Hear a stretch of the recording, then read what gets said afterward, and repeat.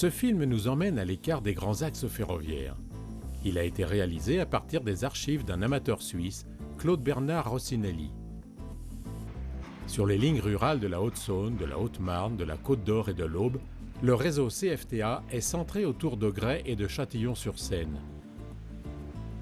Il a constitué le tout dernier bastion français de la traction vapeur et du chemin de fer à l'ancienne. Ces images sont le fruit de plusieurs voyages répartis entre juin 1966 et mai 1968, puis de mai 1971 à septembre 1975. Elles ont été faites sur film Kodak 8 mm au moyen d'une caméra Payard K2 qui a souvent voyagé sur le porte-bagages d'une Vespa 125 jusqu'à l'acquisition d'une auto en 1973. Les départs des trains à vapeur étaient matinaux. Aussi, Claude Bernard et son épouse devaient quitter la Suisse entre 2 et 3 heures du matin. Mais pour ces jeunes mariés, la perspective de magnifiques panaches effaçait les désagréments du froid et du brouillard. Suivons-les donc sur la route de Gray.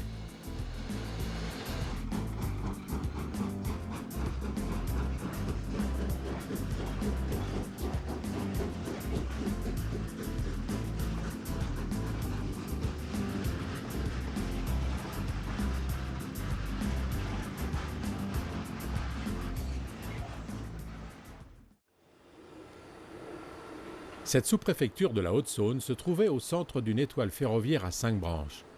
3 lignes de la Compagnie de l'Est, vers Vesoul, Chalindray et Is-sur-Tille, et 2 lignes PLM vers Auxonne et Besançon. Un autorail de Dietrich arrive d'Is-sur-Tille. On aperçoit à l'arrière-plan plusieurs autorails unifiés de 150 chevaux, série X 5500 et 5800.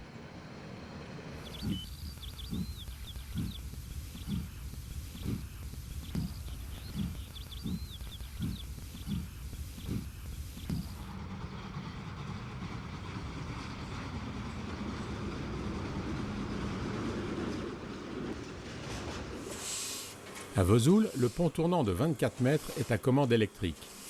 Un raffinement qui est apprécié par les agents des CFTA, habitués à la plaque de Gray, entraînée à l'huile de coude. Grâce à ces installations, une BB 25100 croise la 140C du train de Gray sans perte de temps. Le 14 mars 1972, 2 voitures sont ajoutées à l'initiative de l'association Tourisme et Études Ferroviaires sur le train de marchandises Chalindray-Gray, tracté ce jour-là par la 140C 349.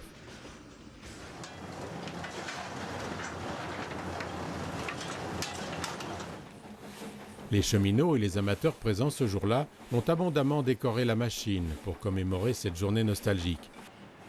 Une grande croix a été placée sur la porte de boîte à fumée.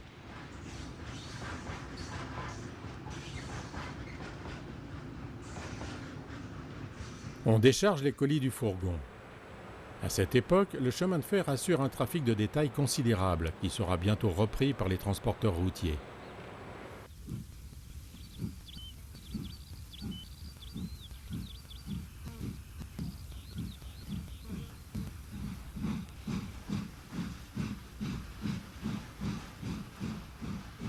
En gare de Gray, on manœuvre beaucoup. Il faut classer des dizaines de wagons en provenance ou à destination de toutes les lignes qui y aboutissent, ainsi que ceux chargés sur place de bois, de céréales ou de machines agricoles.